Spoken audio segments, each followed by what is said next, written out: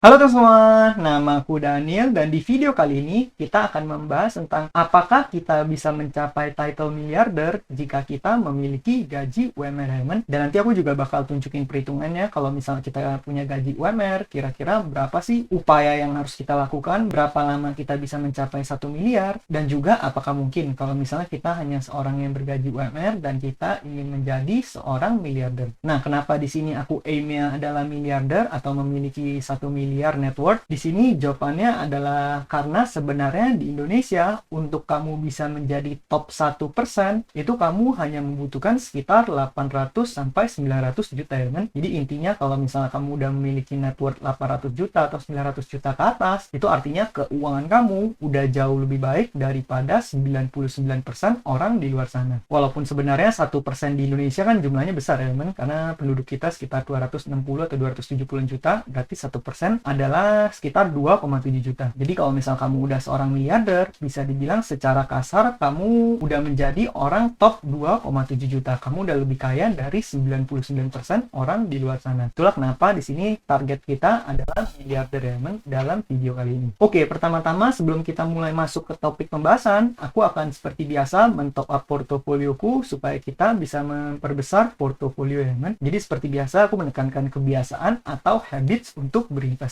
Nah, di sini aku udah menggunakan neobank. Nanti mungkin aku bakal transfer ke Bank Jago dulu karena di Bank Jagoku ada sisa dana dikit. Kemudian kita akan men-top up bibit diamond. Di sini aku akan masukin sebanyak 500.000 aja diamond. Nah, berikutnya kita tinggal buka aplikasi bibit kita. Kalau misalnya kita cek ke bagian profil di sini, saldoku udah menjadi 504.000 rupiah. Beda seperti biasa, aku bakal manfaatin bonus referral. Kemudian kita pencet pakai di sini. Aku bakal habisin semua danaku yang ada di Bank Jago 504.000, nyalain cashback. Kemudian kita akan masukin seperti biasa ke produknya Sukor Invest Stable Fund aja ya, ataupun Sukor Invest Syariah Sukuk Fund, itu juga nggak apa-apa. Kita tinggal pencet beli sekarang di sini, saya menyetujui. Kita tinggal pencet bayar sekarang, kemudian aku bakal masukin menggunakan Bank Jago. Ini kamu bisa lihat ada saldo 504.000. Berikutnya kita tinggal dibawa ke aplikasi Bank Jago dan masukin password seperti biasa. Nah, kemudian di sini kita pembayaran berhasil. Kita tinggal pencet selesai. Sekarang saldoku udah bertambah ya, Sekarang nilai portofolionya udah menjadi 568.931.726 rupiah. Oke, sekarang kita bakal coba masuk ke pembahasan kita ya,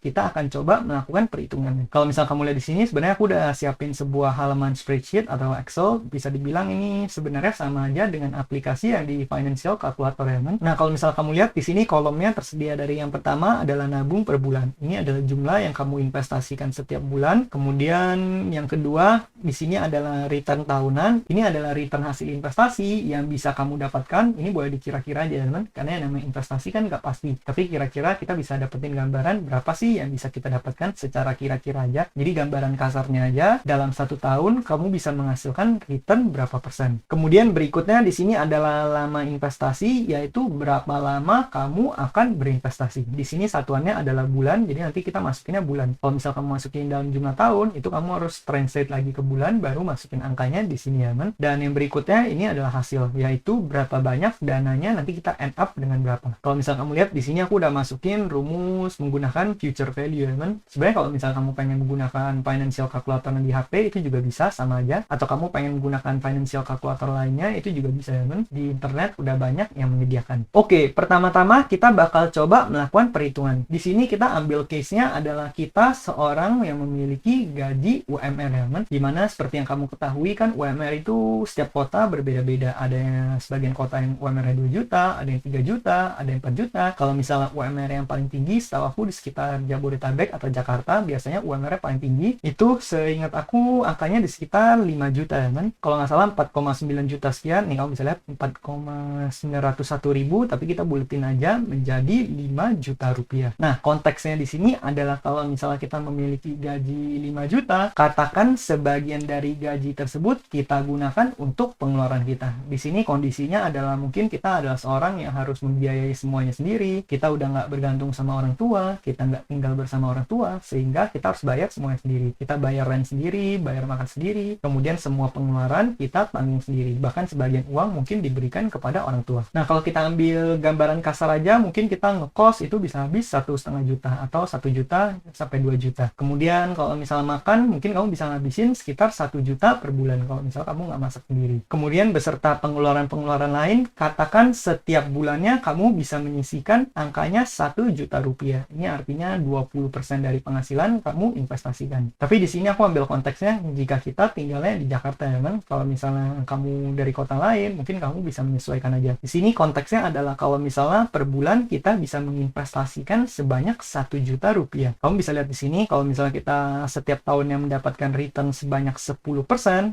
masukin angka 10% sini, dan kita berinvestasi sebanyak 1 tahun atau 12 bulan, kamu bisa lihat uang yang 1 juta itu setiap bulan kita masukkan, uangnya akan menjadi 12.670.000 sekian. Nah, ini masih jauh banget dari target kita ya men. Target kita adalah bisa berhasil mengumpulkan 1 miliar. Itu adalah 1.000 juta ya men. Nah, di sini kita bakal perpanjang lama investasinya. Katakan kondisinya sama, kamu tetap bisa menghasilkan atau menginvestasikan 1 juta per bulan. Kemudian return tahunannya adalah 10%. Tapi di sini bedanya, instead of kamu berinvestasi selama 1 tahun, di sini konteksnya kita investasi selama 5 tahun ya teman. 5 tahun itu terdiri dari 5 kali 12 yaitu 60 bulan. Jadi kita masukin angka di sini 60 bulan. Kamu bisa lihat 1 juta yang kita investasikan selama 5 tahun itu akan menjadi 78 juta sekian. Kalau misalnya kita nggak pakai investasi berarti sekitar 60 juta ya teman, karena kita nggak mendapatkan return apa-apa. Artinya ini masih jauh dari goal kita. Oke, berikutnya kita tambahin lagi. Investasinya per bulan 1 juta, returnnya sama. Terus kemudian lama investasinya kali ini kita hitung jadi 10 tahun, yaitu 120 bulan. Kita lihat hasil investasi kita akan menjadi 206 juta sekian. Artinya apa? Artinya setelah 10 tahun berinvestasi, kalau setiap bulan kamu menyisihkan 1 juta rupiah, ini kamu masih belum mencapai miliarder ya kan? Setelah 10 tahun berinvestasi. Oke, konteks berikutnya adalah katakan kita sama investasinya selama 10 tahun, yaitu 120 bulan, kemudian per bulannya kita tetap menginvestasikan 1 juta. Tapi di sini katakan kita bisa menghasilkan return yang lebih tinggi setiap tahunnya. Instead of 10%, kita dapetinnya 15%. Kamu bisa lihat hasil investasi kita selama 10 tahun itu di angka 278 juta rupiah. Masih hanya 1/4 dari target kita, yaitu mencapai 1 miliar. Dan di sini aku udah coba melakukan perhitungannya, aku coba masukin angkanya di sini. Ternyata kalau misal kita menabung sebanyak 1 juta rupiah dan mendapatkan return tahunan yang ini tergolong tinggi ya, 15% secara konsisten bukanlah hal yang mudah. Itu kamu butuh sebanyak 210 bulan, yang artinya kamu butuh lebih dari 15 tahun untuk dana 1 juta kamu bisa menjadi 1 miliar. Jadi sebenarnya untuk mencapai 1 miliar dengan menginvestasikan 1 juta per bulan itu adalah hal yang cukup sulit ya kan. Maka dari itu kalau misalnya pengen mencapai 1 miliar, sebenarnya kamu perlu untuk menginvestasikan angkanya lebih dari itu. Dan kalau misal kamu pengen dengan 1 juta rupiah, di sini kan kamu butuh sekitar 210 bulan. Apakah kamu mau kamu berinvestasi untuk mencapai 1 miliar pertama, kamu butuh lebih dari 15 tahun. Itu udah lama banget ya teman. Maka dari itu solusinya adalah kita harus menambah jumlah yang bisa kita investasikan. Di sini aku ambil contoh ideal aja ya. Kalau misalnya kamu punya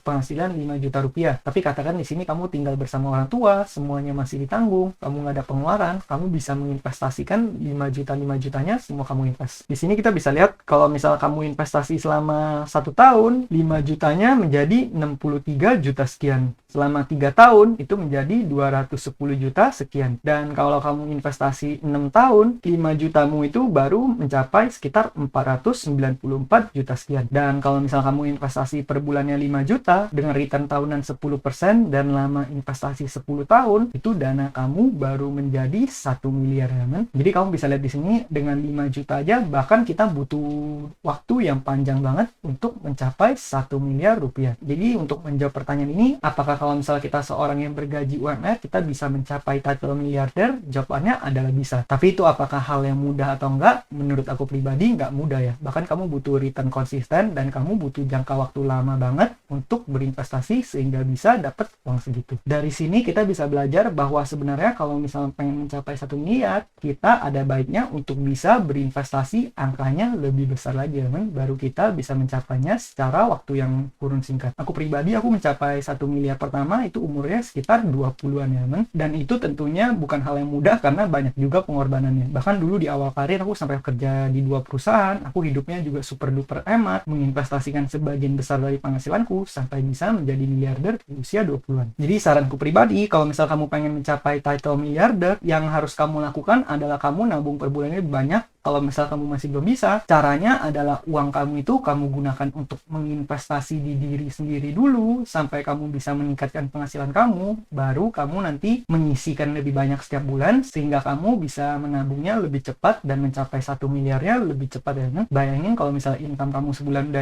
50 juta, income kamu 100 juta, mungkin itu kamu hanya butuh berapa bulan untuk mencapai 1 miliar pertama. Dan kalau misalnya kamu udah punya 1 miliar, compoundingnya akan jauh lebih cepat lagi. Jadi seperti itu ya. Dan di sini bonus saja, nih kamu bisa lihat menurut laporan BPS pada Agustus 2022 ada 46% buruh, karyawan atau pegawai yang menerima gaji di bawah UMP. Berarti di sini kamu bisa lihat pada Agustus 2022 jumlah total buruh, karyawan, pegawai di Indonesia mencapai 50 juta. Kalau misalnya dihitung dari angka tersebut, berarti orang yang masih gajinya di bawah UMR itu jumlahnya masih cukup banyak di Indonesia, yaitu 23,49 juta orang. Maka dari itu sebenarnya untuk menjadi miliarder sebenarnya bukan hal yang mudah juga ya di Indonesia. Tapi aku percaya kalau misalnya teman-teman punya kemauan, teman-teman selalu mau improve diri sendiri, mau meningkatkan diri kamu, investasi pada diri sendiri, pada akhirnya kamu bisa mencapai title miliarder juga ya, cepat atau lambat. Tapi yang penting teman-teman selalu enjoy aja prosesnya, karena kalau misalnya kita konsisten, cepat atau lambat, kita pasti juga bisa menjadi seorang miliarder. Nah, mungkin sekian aja pembahasan kita pada video kali ini. Nanti di video berikutnya aku bakal bahas juga tentang gimana cara meningkatkan income kita ya. Nah, sekian aja video pada kali ini. Semoga video ini bermanfaat, dan akhir kata jangan lupa untuk selalu